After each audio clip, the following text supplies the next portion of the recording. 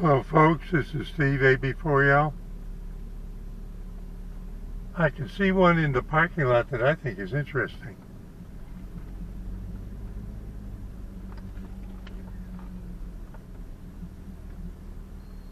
Look at this guy. So there are 1, 2, 3, 4 sumps at least. What do you think they have in there? What do you think is in there? It's got those big long tubes.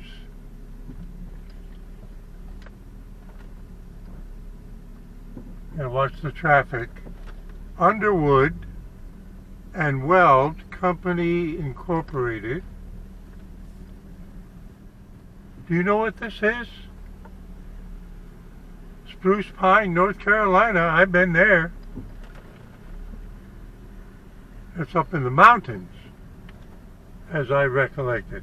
Anyway, spruce pines were dying off up and down on Mount Mitchell,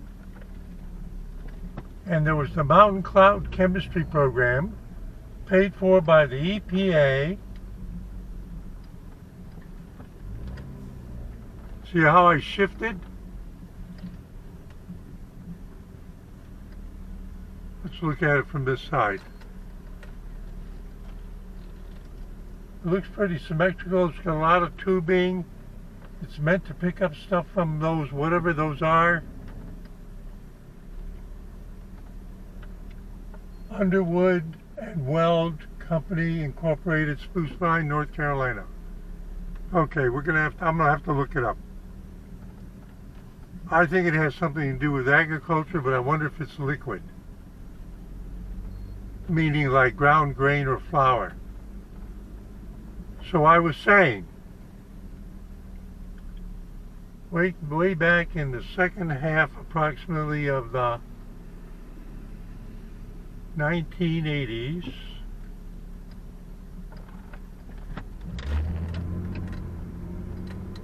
the acid rain from the Ohio River Valley Industrial Complex was bringing nitric acid and sulfuric acid to the east coast of the United States, and in particular thinking of North Carolina. The clouds were bumping into the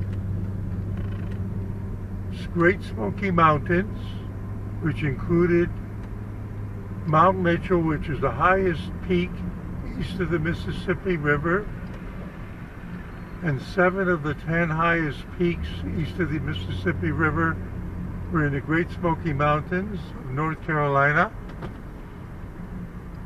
And the EPA sponsored the Mountain Cloud Chemistry Program, cooperation of forestry departments, entomology departments, soil science departments, not only at North Carolina State University, but at other universities up along the East Coast going up north. And in particular, the mark of the acid rain in North Carolina in the Great Smokies was the decimation of the spruce pines. That's a species. That's not the only kind of pine tree up there, but the spruce pines were just dying out, period, with only skeletons left up at the highest peaks. And I was a part-time technician on that project. That's quite a jump between the spruce pine North Carolina and spruce pine species, right? But I'm just having fun. Steve AB4L saying see you in 73.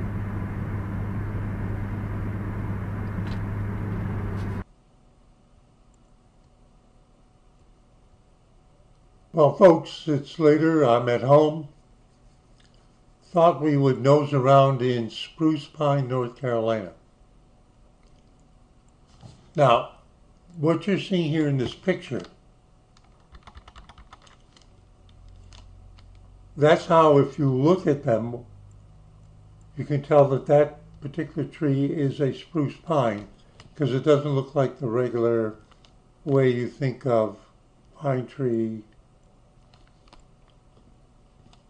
So it says here, Spruce Pine is the largest town in Mitchell County, North Carolina.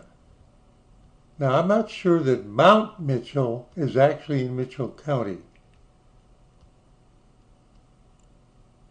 In 2020, the largest town in there are 100 counties in North Carolina. In Mitchell County, the largest town in 2020 had a population of 2,194 people. You're out in the country, so you're out in the mountains. It is one of the only places in the world where high purity quartz can be found. Actually, that's the big industry there. You're going to see.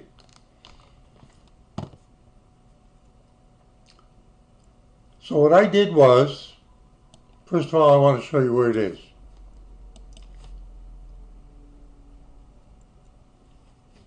That's cute. Where's the map? Is the internet having another problem?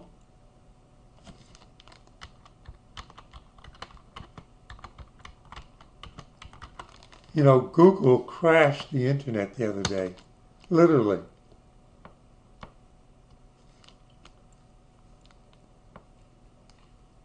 You're seeing it live, folks.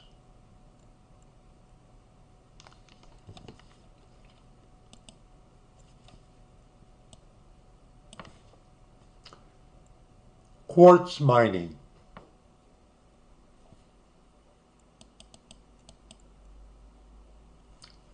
Here's the North Toe River.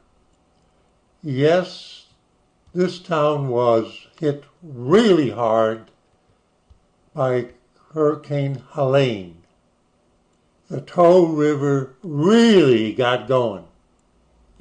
In fact, the news about spruce pine was whether the highly purified, highly pure quartz that's mined there would be cut off from all of the industries that need it, because there are so few alternatives in the entire world.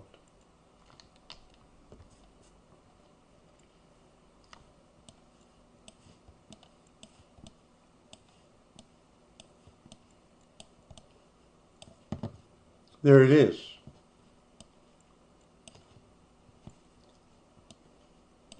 Open face mining of pure quartz, grinding it up, cleaning it. You understand? Do you see it? Now, once you realize what that is, if we go back a bit,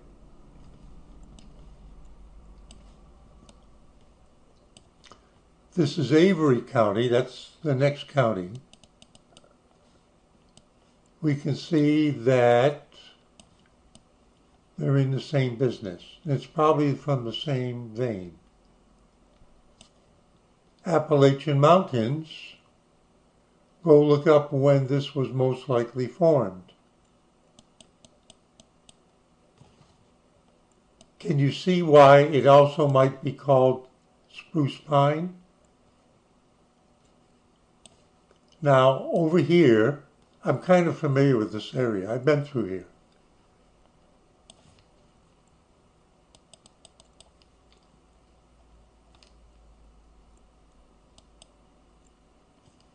Micaville or Micaville? What do you think they might have mined here that would give it a name like that? You all know what quartz looks, it looks like glass, right? Big chunks of rock that look like glass. So what's mica? Mica is a group of silicate minerals known for their layered, keyword, layered structure and ability to cut split into thin, flexible sheets.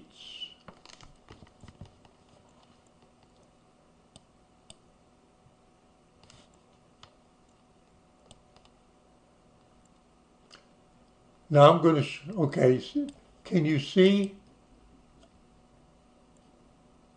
see how it's layered? And that if you had a sharp fingernail, you might be able to flick off these thin, almost transparent sheets? Why would there be an industry gone by for this kind of mineral?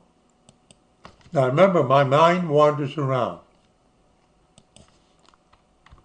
MICA, mica, radio capacitors.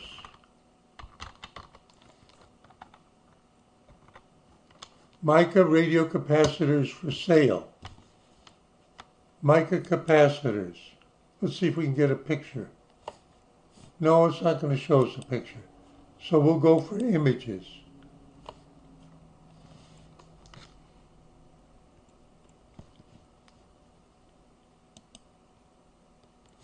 Oh, give me a big picture.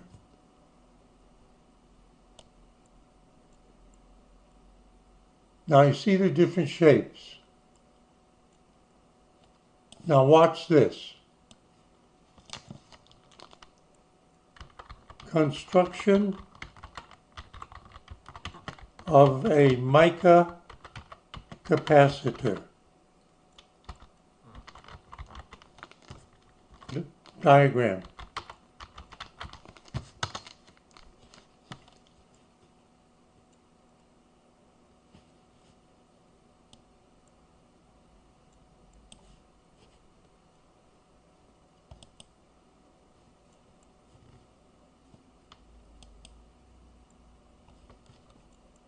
The article's about capacitors. That's a type that they roll a foil and polyester film, but that's the new way.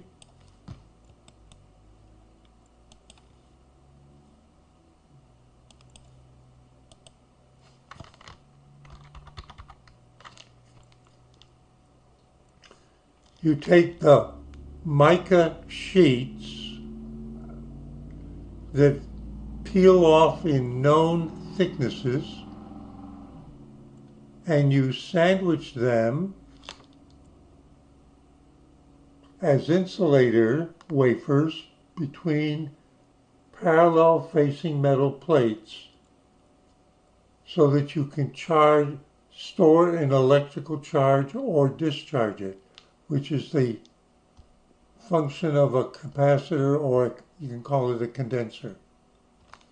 And then you seal it in something, and you have two metal leads so you can solder it to a circuit. Now, why would I go off the trail showing you something like this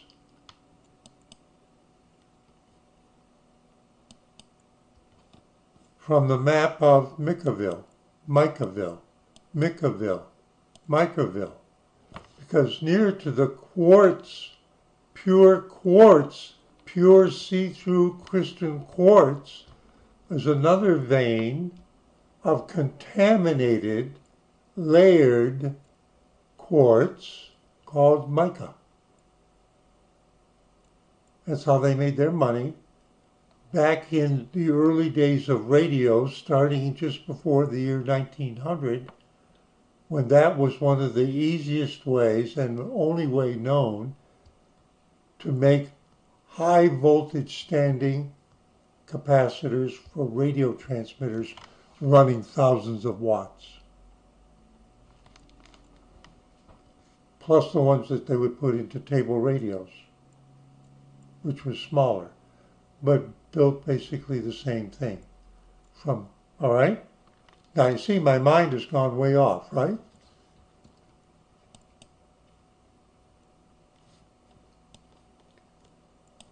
Why are we looking at Spruce Pine, the town? Well, there was a truck in the parking lot. So let's say Spruce, Pine, and C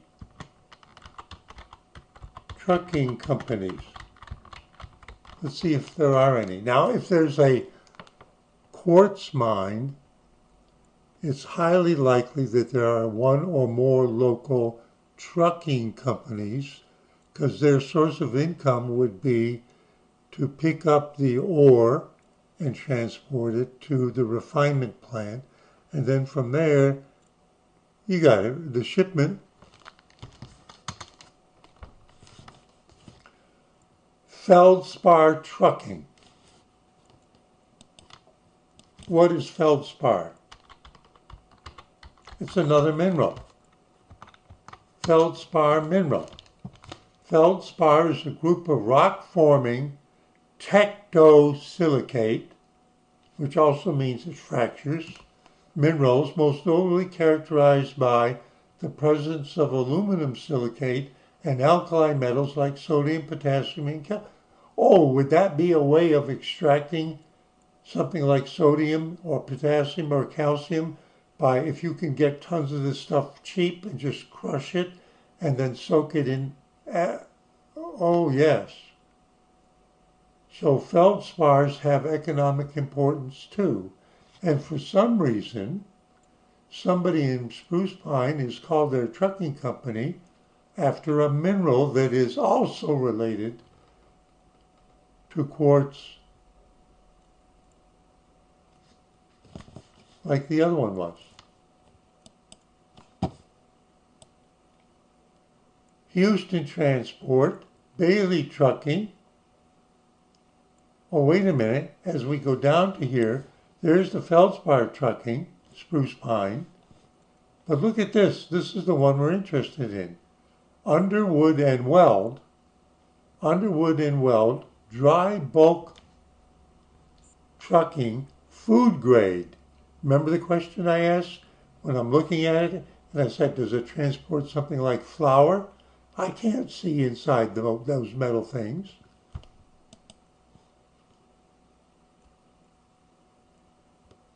There's their garage. There's the truck. 70 plus years of experience. Trust your cargo to us. That looks like what was on the side of the truck.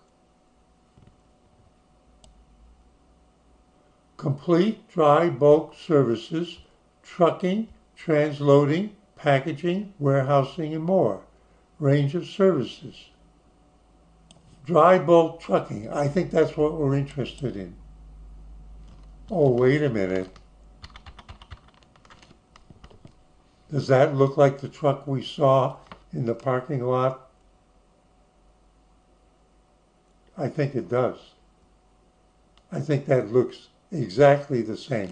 Now look over here. Those look different. Those look different. They're for a different purpose. So this one is the truck we were looking at. And what does it say about it? Dry bulk trucking. Now what does dry mean? Not designed to transport any kind of liquid, maybe? We specialize in the movement of dry bulk with a variety of pneumatic trailers, plastic resin, which would be is a plastic resin a liquid or is it a ground powder? Food grade flour, that was my guess. Food grade salt. Barley, that has an agriculture, right? White cement, that would be the powder that they use to mix with sand and water, and then they churn it, but you wouldn't do it in these trucks, but you might transport the cement thing part in these trucks to where they make the semi-liquid cement. You know, the trucks with the thing going like they're mixing the white cement, water, and gravel or sand on their way to pouring it, because when they do that, there's a limited amount of time before it begins to set up, so it needs to be poured into forms before it really starts to set up. And a wide range of minerals. Well, I almost am certain that this company got its start because of the quartz mine. I'm not promoting anything, I'm not recommending anything. I was curious, especially when it said spruce pine, that big, beautiful truck and trailer. All of our trailers are dedicated for specific products, so that means the ones that carry barley don't carry cement. Why? How do you clean them in between switching types of cargo? Answer, you don't. If you have something that carries flour, that's all it does. If it carries cement powder, that's all it does. All of our trailers are dedicated for specific products, which include transportation of minerals, plastic resin, food-grade flour and salt, barley, and white cement. Our mineral trailers have the capacity for bottom-dropping cargo. They're usually a higher bulk, and they drop down onto something that can convey them or do the mixing in ground. At Underwood and Weld, we are aware of the challenges that our customers face on a day-to-day basis. Our customers need the material delivered on time, free of contamination, especially food, and at times on a very little notice. We strive every day to meet our customers' expectations. Let's make one side trip. Have I ever worked in a molding plant where they use plastic resins? Yes. Plastics International, what is a plastic resin?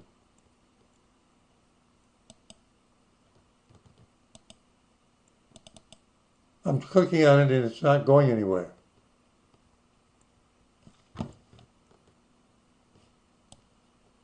What we want are pictures. This is the finished product. Here's the picture of the plastic resin.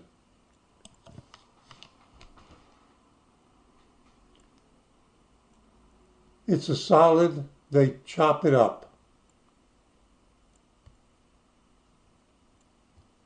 When it gets to the factory where it's going to be used, this particular type of plastic, whichever it happens to be, most likely is going to be mixed with other types of plastic resins according to what it's going to finally be used for molding. So they want it to arrive as pieces because it's easier to handle. You saw the funnels, they can blow it into a silo for storage.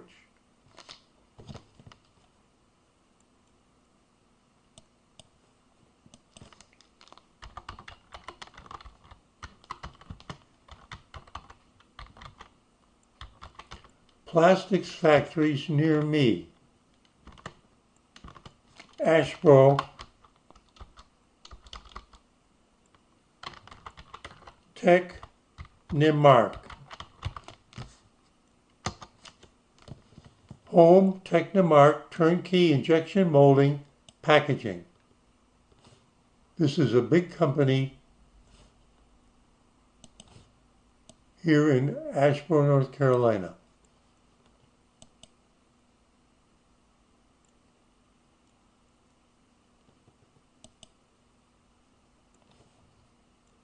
We understand diverse technical demands. Let our experience work for you. Turnkey systems. sustainability, global locations.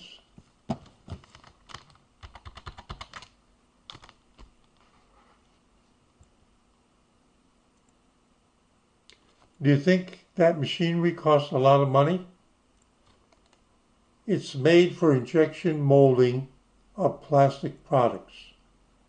One of the things apparently that Technomark does is that if you want to go into the business of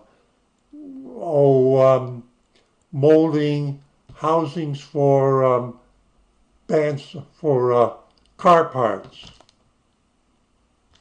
do you have the engineers it takes to figure out what machinery, what resins to use, but they can do it, and then they can tell you how to build the factory, what equipment to buy, what plastics to use in order to go into that business. They develop how to do it. That's what you pay for. Then you build a factory with so each one of those is a prototype machine, and you say, oh, that's the prototype I need, and then you build a factory with 24 of them and start turning out specific specialty parts in bulk. They do the engineering research for you right here in Asheboro. So one of the things they need to know a lot about is something like plastic resins, what's available, what are the characteristics, which ones can be mixed and which ones are incompatible. It's a whole science. So, it all started with seeing that it was spruce pine.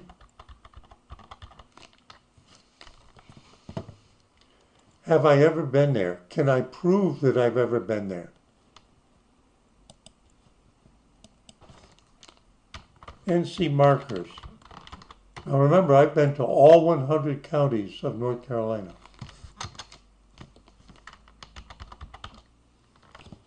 We want to go to the search page. North Carolina Department of Cultural Resources, North Carolina Highway Historical Marker Program. What county? Mitchell County. We'll do a search and leave the checkbox on all.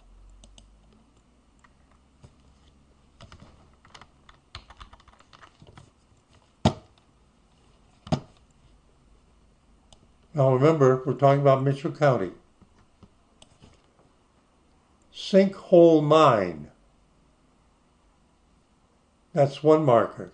Here's another one, Asa Gray. Don't know who that is, right? How about Andre Michaud?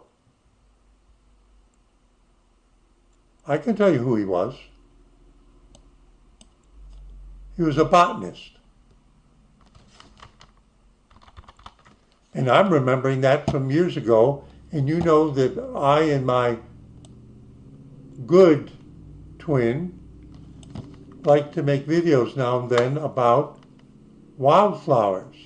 Andre Michaud, French botanist, pioneer in studying flora of western North Carolina, visited Rowan Mountain, 12 miles north, August 16th, 1794, and May 6, 1795.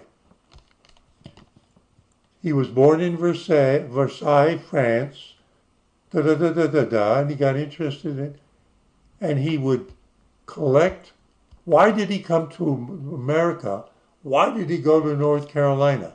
Easy. Because he knew that if he went there, he would find flowers, wildflowers, trees, and plants that have never been seen in Europe, which is where he's from. Then he can preserve those species that he draws them, dries them down, packages them, takes them back with him to France, goes to Sweden, gets them a Latin name for each of the unique ones, and he becomes famous as a botanist. See how you can make a career in the late 18th century? I'm an Aggie. That's why I remember his name.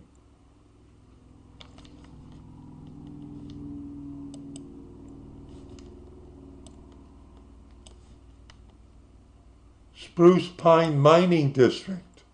Oh, they have a marker for that? Mica, feldspar, quartz deposits found in region 25 miles long, 10 miles wide. Commercial production of mica emerged in the 1850s. What else emerged in the 1850s?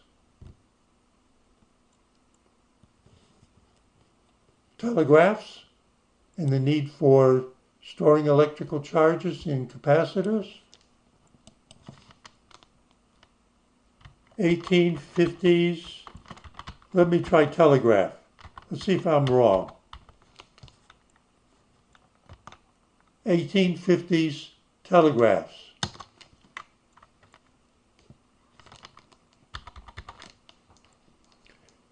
In the 1850s, the telegraph system, which used electrical signals to transmit messages over wires, was rapidly expanding and becoming a major force in communication. By this time, it had largely superseded larger da-da-da-da-da-da-da-da, and they started to lay submarine cables across the Atlantic to Europe and the United States.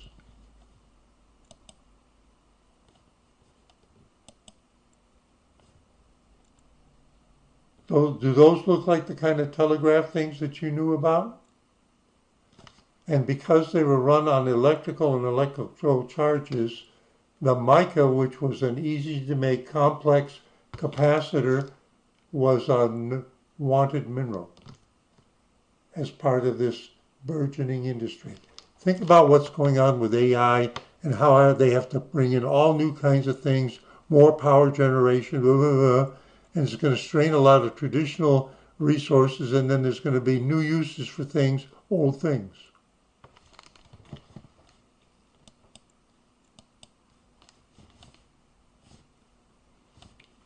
Geological activity in and around Spruce Pine, North Carolina, up there in the Smoky Mountains, created pegmatite made primarily of coarse granite, created when lava cooled very slowly, creating large crystals. Within the area can be found 57 minerals. This is different kinds of similar minerals.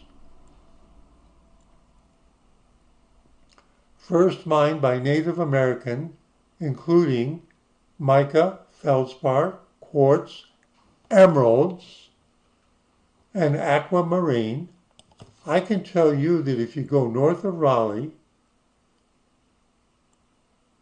there's a place on the roadside where if you stop, you can get little tiny emeralds, pick them out of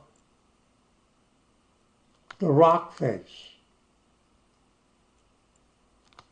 So it isn't just up there, but it's especially rich up there. The region known as the Spruce Pine Mining District is 25 miles long and 10 miles wide and occupies portions of Mitchell, Avery, and Yancey counties. The commercial potential of the mines in the Spruce Pine District began to emerge after the bloom was off the 19th century Piedmont gold rush. Now, where am I? I'm in the Piedmont. If I get in my car and I go down to the El Dorado area of the Piedmont, that's where the first major gold mines of the new United States was, which is the reason why there's a mint in Charlotte, North Carolina, because that's where they took it to turn it into money. Later, when the California gold rush went on, those gold mines dwarfed what was happening on the Piedmont, and the mines were abandoned essentially. By far the most profitable and prolific of the early mining industries was that supported by the vast deposits of mica. Early uses of mica were few, but beginning in the 1850s, investors researched uses for the mineral given its abundance and invested in efforts to dig mines, develop processing equipment, and market the mineral. During Reconstruction, which is after the Civil War, General Butler made the mica boom began in 1878 when it was used as an insulator in the production of Thomas Edison's electric motors.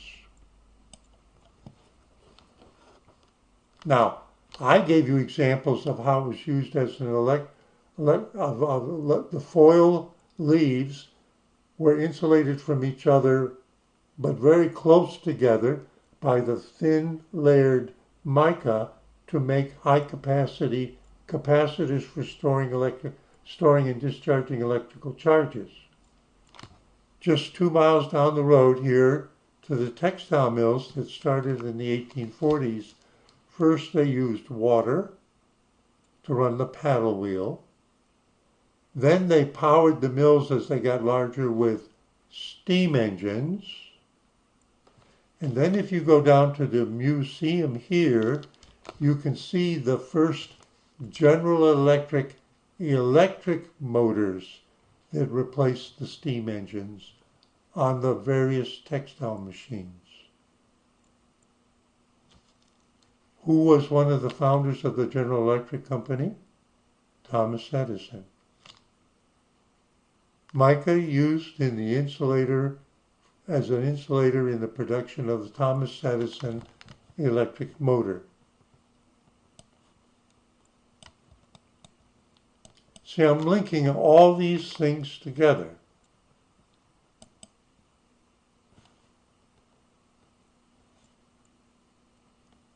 Not these.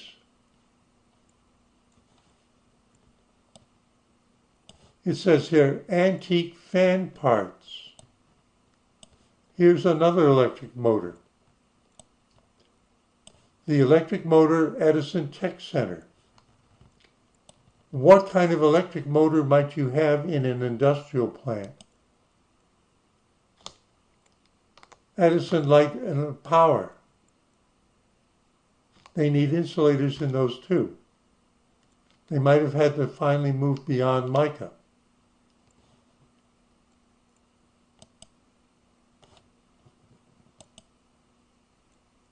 Let's see if we can get that. There's an electric motor. I'll bet you can find one very similar to that 2 miles down the road from the earliest electric motors in that textile plant. I'm kind of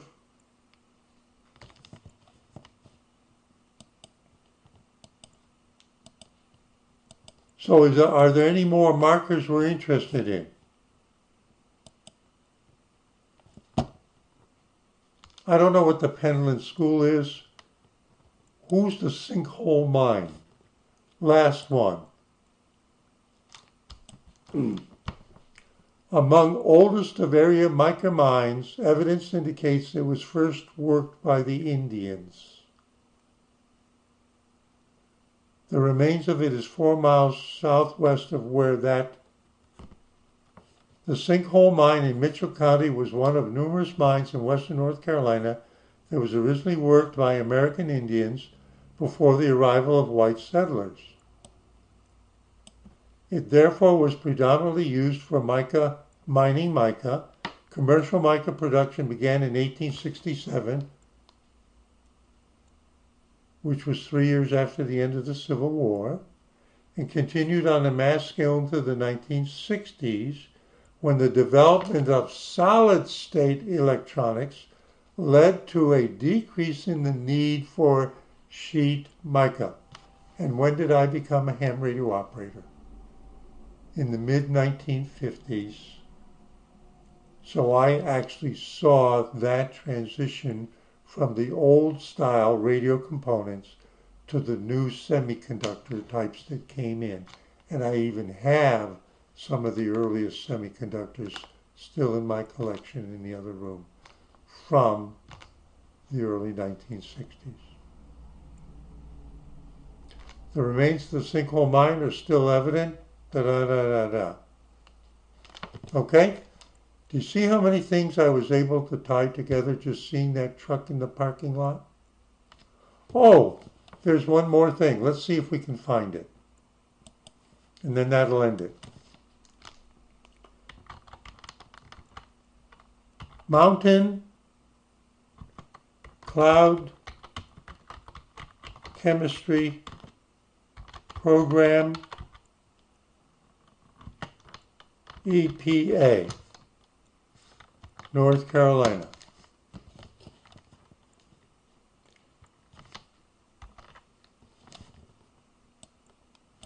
Mountain Cloud Chemistry Program, wet, dry, and cloud water.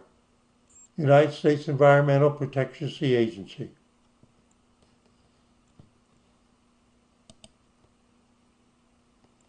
Research Triangle Park, North Carolina. Project summary. The spruce pine forest in the higher elevations of the Appalachian Mountains from North Carolina to Maine are showing visible symptoms of injury and increased mortality. The spruce fir forest, spruce pine. Concern has been raised that exposure to and deposition of atmospheric pollutants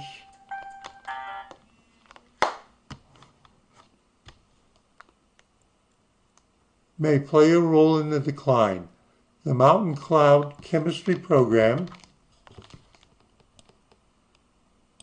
project, sponsored by the U.S. Environmental Protection Agency, EPA, and the National Acid Precipitation Assessment Program, is studying the exposure and deposition of atmospheric constituents to the forest. We had several towers up there for collecting the clouds, condensing them to water. You should have seen how much of sulfuric acid and nitric acid was in some of those collections, and the ozone generation coming from the Ohio River Valley, which was a major polluting industrial area. So it originates in one area and travels 800 miles, 500 miles, and kills off the forest up at the highest elevations. Atmospheric pollution is deposited to the forest in a number of forms. Cloud water interception represents as the clouds climb up the mountainside, because it's up over 6,000 feet, and the clouds come in at 3,000 feet, and they climb up the mountain, and they run into the trees, and they partially condense on the trees, and the cloud vapor becomes kind of like rain, only you don't need it to rain, especially when the clouds are warmer than the trees and the ground. I've stood there on the road going into Mount Mitchell State Park and watched the cloud come up the road and envelop me and go past me and go and fall over the other side of Mount Mitchell. Have you ever experienced that? The full report provides estimates of cloud, precipitation, and dry deposition to the spruce fir forest in the 6 sites, including Mount Mitchell, which was the North Carolina park. I was a part-time technician on that project. So we kind of get it all in together, didn't we?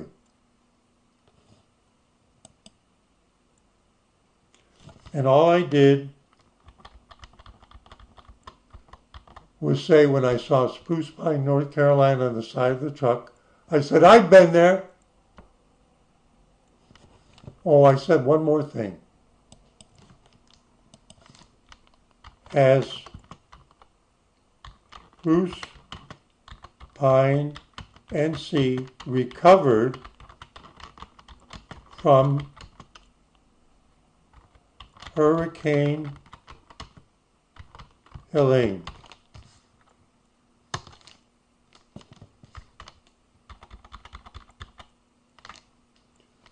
While the water has receded and some businesses have reopened, Spruce Pine, North Carolina is still actively recovering from Hurricane Helene. The downtown area in particular remains a construction zone as businesses rebuild. Remember the Tow River?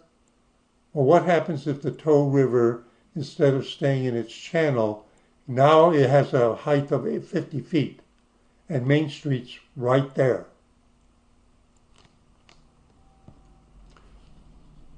The downtown area in particular remains a construction zone as businesses rebuild and infrastructure is repaired.